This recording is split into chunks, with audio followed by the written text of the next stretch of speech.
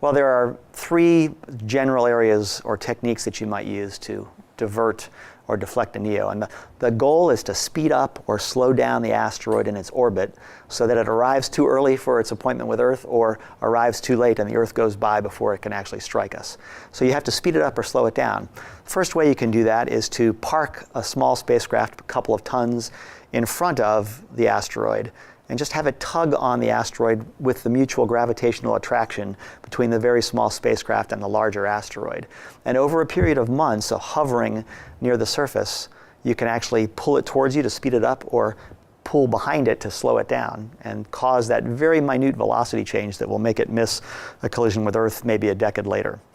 If that's not effective because the asteroid is too large and the towing would take too long, you might think of another technique which is called kinetic impact. And there you ram into the asteroid with a very high speed projectile. Your spacecraft becomes a bullet that's heavy enough to impart a momentum change, in other words, a velocity change to the asteroid, again making it miss its future collision appointment with Earth.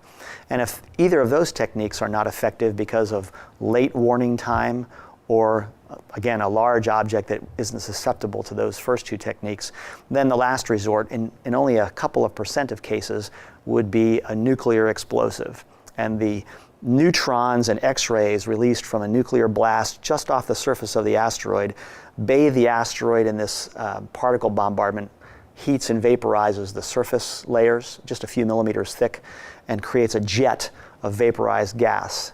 And that pulse of hot gas coming off the asteroid drives the rest of the object in the other direction, which is a rocket motor effect. Changes the velocity in the way you want.